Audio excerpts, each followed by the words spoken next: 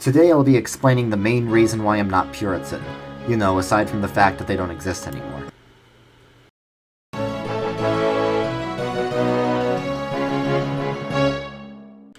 Hey guys, welcome back to KingdomCraft, where I build this big church in Minecraft while I talk about Christianity.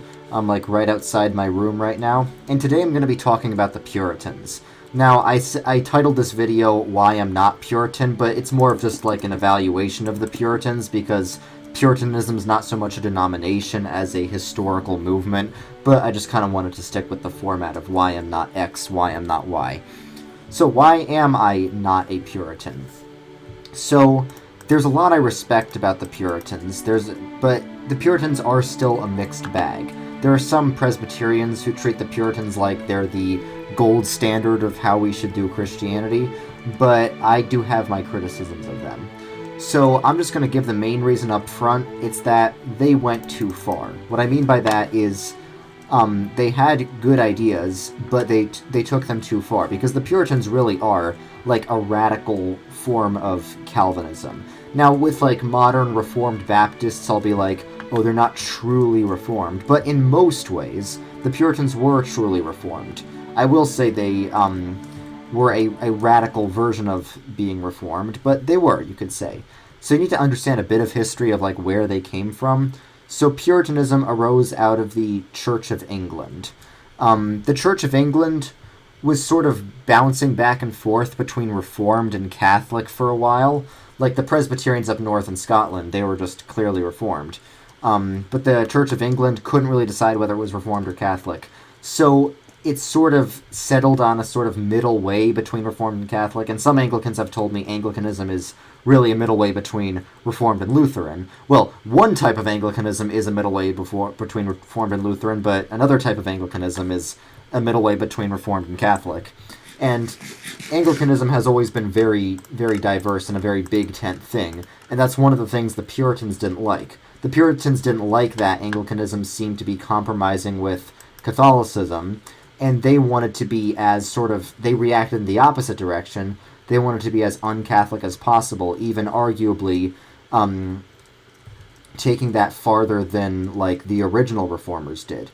So that's sort of the Puritan mindset, to be as un-Catholic as possible. They didn't want anything that looks Catholic. And one of the big things, we just celebrated Christmas. I'm probably going to post this much later. But I just celebrated Christmas. It's still in the Christmas season when I'm recording this now. And the Puritans were against Christmas. And, of course, literally anyone else is going to be shocked at that. But yeah, because they saw it as something that was introduced by the Catholic Church and it wasn't in the Bible, so they shouldn't do it. And I think that's really not a good mindset for us to have. But that was the mindset of the Puritans. The mindset was get rid of anything that's not Catholic. It was a very extreme application of the regulative principle of worship. I know that, Presbyterians have sometimes also avoided holidays as well, so it's not like my group is off the hook. But no matter who's doing it, I criticize the impulse. But now we'll talk about a lot of the good that the Puritans did. Because the Puritans really did make one of arguably the most successful society ever.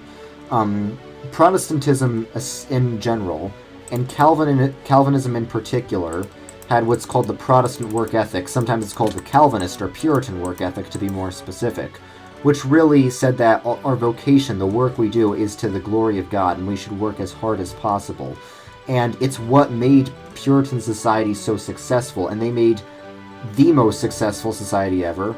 And arguably, it's what caused I wrote an essay on this in college about how the Puritan work ethic can be seen as the reason for why America ended up becoming the most wealthy country ever. Because of all the hard work that the Puritans did for the glory of God. And the social stability that existed in the Puritan societies was unparalleled. It's they had complete wealth equality because everyone had to work really hard. There was basically no crime in these societies, and they had a very good sexual morality, and the Puritans weren't as prudish and repressed as people think. People often conflate the Puritan era with the Victorian era, but the Puritans had a very positive view of sex. It just needed to be within the context of marriage. But if it was, they had a very high view of it. They weren't like Victorian England at all. So in many ways, the Puritans were really good. And even though their worship would be too regulated by my standards, and most of them were Congregationalist, and I don't think the church should be independent. The way they saw worship was still much closer to a historic Reformed view of worship than than all evangelicals and even most modern Reformed people who have been influenced by evangelicals. So I still respect them in many ways. And I think that we all need to take cues from the Puritans on how to run society. And everyone's going to bring up, okay, what about the Salem witch trials? Now, I've heard from people I trust that there actually might have been something really freaky going on, that, even though the Salem witch trials were an overreaction to whatever was going on, there probably was something going on, because witchcraft, or quote-unquote witchcraft, does exist. It's not the witches themselves that have power, it's demons that are making the witches think they have power so that they'll worship the demons. But, so yeah, the Puritans as a whole ran society very well, obviously much better than people run society today, but the way they do worship, the way they do theology, does have a few issues. So I said that they tried to be as un-Catholic as possible in many ways. Now, because they were historically closer to the Reformers than we are now, the Puritans still had a higher view of the sacraments than a lot of modern Reformed people. John Owen still believed in a sort of spiritual real presence, I think. Not quite as explicit as John Calvin, but he still did. Whereas your average modern Reformed person thinks the sacraments are basically just a symbol. And that could not be farther from a historic Reformed view, but that's kind of what's taken over. Because that's just the assumed view of modern evangelicalism. And that's what a lot of Reformed people are influenced by. But even though the Puritans did have a higher view of the sacraments than modern Reformed people, they still leaned in a lower direction in terms of their view of the sacraments than, say, John Calvin or John Knox or those, sort of original guys. And, the Puritan views of the sacraments are kind of what started the gradual lowering of the views of the sacraments, until in the 19th century you had people like Charles Hodge and the Princeton theologians who basically taught that the sacraments were just symbolic, and that began to become a dominant view in the Reformed churches. And to this day, it's on paper the Reformed churches still believe in, the truly Reformed churches like Presbyterian and Dutch Reformed. On paper, they still all believe that these sacraments are effective means of salvation, and that they believe in a real presence view of the Lord's Supper on paper, because that's what's in the confessions, but they often don't put it into practice. So on paper, the PCA uses the Westminster Confession, which says the sacraments are effective means of salvation. But in practice, most PCA churches say the sacraments are just symbols. So how did the Reformed churches drift from the Reformed teaching? It kind of started with the Puritans, with their impulse to be as un-Catholic as possible, and their impulse to focus more on an internal spiritual experience than the objective work through the means of grace. So that was an issue. And I guess my final criticism of the Puritans is, okay, here's John Knox, the Presby sheep. I'll give him a piece of wheat. My final criticism of the Puritans is, they were absolutely terrible when it comes to assurance of salvation. There were people who, would spend their whole lives in great anxiety about whether they were elect. So there really wasn't much of a good distinction between law and gospel, and that's something very important. That's something that, Lutherans were much better at than the Puritans. Lutherans, even though I'm not Lutheran, I respect their strong emphasis on the distinction between law and gospel. But, if you don't have the sacraments doing that much objectively, if all they do is just to subjectively increase your faith, then the only thing you have to look for assurance of salvation is your own good works.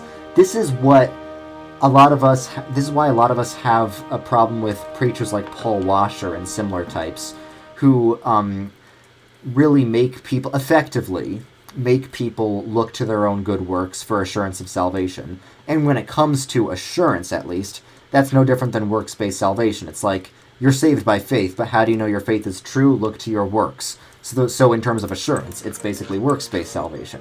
And that mentality kind of started in the Puritans, where you had to do, like, a ton of good works to be convinced that you're one of the elect. So the alternative, the better alternative, and I think the more historically reformed alternative to this, is to really look to Christ for assurance of your election. Like Calvin said, how do we know that we are elect? By believing in Christ. And of course, I'm sure any Christian would say that.